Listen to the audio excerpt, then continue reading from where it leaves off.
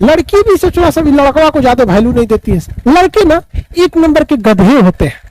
और फिर क्या कहेगी, हम लड़कों से कम है क्या? अरे भाई कहना क्या चाहती हो, मतलब तुम भी गधे हो? Oh my God man, oh my God man है, आदमी है, अल्तुनिया से शादी कर ली। अब मलिक याकूत करेगा, हमरा का हो तो दिल के अरमासों में बह गए।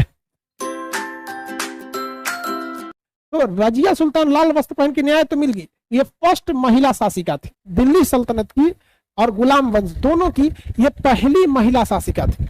और ये पुरुषों की भांति बड़े से टोपी पहनती थी और जो अरब देशों वाला ड्रेस होता है ना, देखते हुए तोप बोलते हैं उसको, जो ऊपर से नीचे तक पहने रहते हैं, वो मर्दों की तरफ पहन के आती थी, तलवार रखती थी और दरबार आयोजन करती थी, जिस तरह से मेल राजा रहता है उस तरह से। इसका कहने का मतलब था राजा एक पद का नाम है, इस पे लड़का बैठे या लड़की बैठे इससे फर्क नहीं पड़ता, लेकिन इसको अंदर ही अंदर 40 तुर्क सरदार जो थे वो पसंद नहीं करते थे, जिसका एक और रीजन था। लड़की भी सोचो सभी लड़का को ज्यादा वैल्यू नहीं देती है। लड़की क्या कहती है सब, देखिए दो बात लड़कियों का ध्यान से सुनिएगा। लड़की जो होती है, लड़कों को क्या कहते हैं, लड़के ना एक नंबर के गधे होते हैं, लड़के सब गधे होते हैं। और फिर क्या कहेगी, हम लड़कों से कम है क्या? अरे भाई कहना क्या चाहती हो, मतलब तुम भी गधे हो भाई? तो मतलब क्या इस बात का, लड़के एक नंबर के गधे होते हैं, हम लड़कों से कम है क्या? अजीब हाल है। लड़की सब भी ना बहुत ज्यादा वैल्यू नहीं देती है सर, लड़का सब। और अगर जॉब हो जाएगा, बड़े पोस्ट पे बैठ जाएंगे तो लड़का को तो अजीब देखेंगे सब। Oh my God man, oh my God man है, आदमी है, ये भी वैल्यू नहीं देती थी। दोनों में टसल होने लगा और पूरे समाज में अब इसको लीडर के रूप में बहुत लोग पसंद नहीं करते थे। इवन रजिया सुल्तान के खुद का मंत्रिमंडल जो था, जिसे चालीसा दल कहते थे, ये लोग भी इनको एक्सेप्ट नहीं करते थे एज राजा के रूप में। अब राजा है तो इज्जत तो करना ही पड़ता है, नहीं तो ससुरा कटवा देगा हमको, क्या दिक्कत हो जाएगा। अब इसके वक्त में, इससे पहले जो इसके अब्बा गुजरे थे इल्तुतमिश, इन्होंने इक्ता व्यवस्था चालू किया था कि सैलरी के बदले जमीन दी जाएगी, सैलरी के बदले ये भी जमीन देती थी। ये एक दिल्ली के ही एक इक्तादार था, यानी अधिकारी था, जिसके पास भी जमीन मिलती थी वेतन के बाद, उसका नाम था मलिक याकूत। मलिक याकूत से इसका बड़ा घनिष्ठ संबंध था, मिलती थी उससे, इससे बुलाती थी, अकेले में बात करती थी। तो 40 तुर्क सरदारों ने हल्ला उड़ा दिया, रजिया मलिक याकूत से फंस गई लो, चक्कर चल तो डूबो में, गड़बड़ हो लो, समाज खातिर ठीक ना हो लो। हल्ला कर दिया सब कि रजिया फंस गई लो। किससे फंस गई लो? मलिक याकूत से। और दिल्ली का ससुरा इक्तादार था, छोटी सी जागीर थी उसके पास, वेतन के बदले जमीन मिलती थी। अब किसी लड़की को बदनाम कर देना बड़ा इजीली हो जाता, कोनो लड़का के साथ देख लो तो उस वक्त में तो। और उस वक्त छोड़ो ना, गांव में आज भी अगर कोनो लड़की को लड़का से चौराहा पे बतियाती तो गांव में हल्ला हो गई, उनका लड़कियां फंस गई लो जा फलनिया के साथ। गाँव में बड़ी तेज हल्ला होता है इस सबका। तो इसको एक दिक्कत हो गया, साउंड लो हो गया है, साउंड ठीक नहीं जा रहा है, अच्छा फैन का आवाज आ रहा है, ये ससुरा तो नहीं। अब यहाँ पर रजिया के सामने डबल समस्या। भारत को देखिए ध्यान से, यहाँ है दिल्ली, अब यहाँ इसको कह दिया गया कि रजिया का चक्कर है किसके साथ, याकूत के साथ। जबकि पंजाब जो था उस समय तबर हिंद था, तबर हिंद का जो अधिकारी था, जिसे वेतन के बदले जमीन मिलती थी, उसका नाम था मलिक अल्तुनिया। उसने कहा कि देख भैया, हम रजिया को राजा नहीं मानते हैं, ये एरिया स्वतंत्र रहेगा, यहाँ के राजा हम हैं। अब यहाँ पहली बगावत चालू हो गई। रजिया कह रही है कि ससुरा हम राजा है ना, तुमको सैलरी देते हैं, तुम वेतन के बदले जमीन देते हैं, इसका मतलब वो जमीन तुम्हारा थोड़े हो गया, तो अब राजा थोड़ी बनोगे। अब विद्रोह हो गया किसके साथ? अल्तुनिया के साथ। अब ये पूछी मलिक याकूत से, मलिक याकूत क्या किया जाए? कहा कि युद्ध कर दो।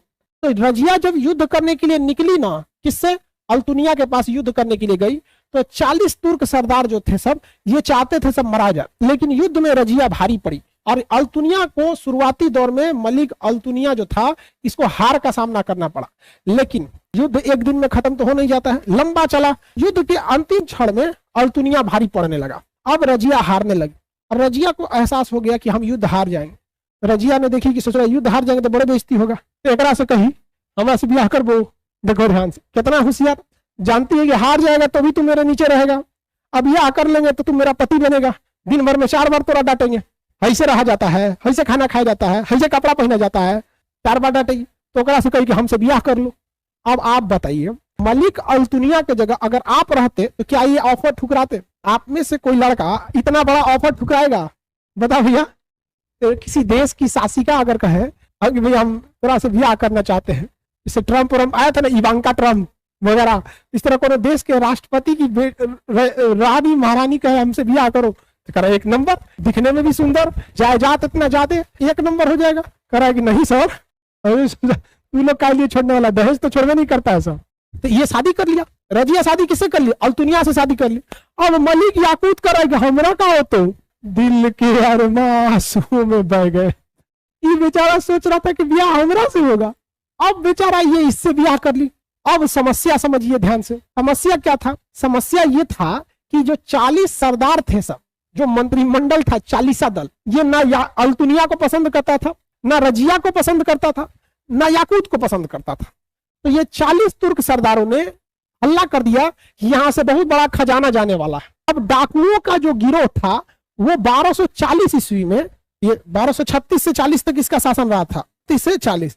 यहाँ डाकुओं के सरदार जो थे सब, वो हरियाणा की एक जगह है कैथल, हरियाणा में एक जगह है कैथल, वहां रजिया और अल्तुनिया के काफिला पर हमला कर दिया, ये सोच के कि इसमें डाकू है सब, और दोनों को मार दिया। बाद में देखे सब कि जा ससुराई, तो राजा को मार दिए, यहाँ के रानी को मार दिए, डाकू भाग गया सब। अब हमला करना चाहिए 40 तुर्क सरदारों को ना, कि तुमने मेरे राजा रानी को क्यों मारा, ये हमले नहीं किया सब, हम तो चाहिए रहते कि महाराजा। अब ये बच गया अल्तुनिया, तो 40 तुर्क सरदार एक उड़ा दिया सब, तो इधर गया याकूत, इधर गया अल्तुनिया, इधर गई रजिया, चौपट हो गई रजिया, मरा गई। यहाँ पर 40 तुर्क सरदार जो थे सब अब कैसा कि अब हम किसी पुरुष राजा को यहाँ रखेंगे। तो ये समाज बड़ी उटपटांग है, महिलाओं को बराबरी का जल्दी दर्जा देता नहीं है, बड़ा मुश्किल से देता है ये दर्जा। तीनों के तीनों साफ हो गए सब। रजिया सुल्तान एक योग्य शासिका थी, इसमें कोई दो राय नहीं। इतिहासकार कहते हैं कि रजिया अगर महिला न होती तो दिल्ली सल्तनत की बहुत ही श्रेष्ठ शासिका रहती, उसकी गिनती एक महान शासकों में गिनी जाती। उसकी असफलता का मुख्य कारण रजिया का महिला होना था, न कि उसकी असफलता का कारण उसकी अयोग्यता थी। तो रजिया एक योग्य शासक थी, किंतु वो असफल रही।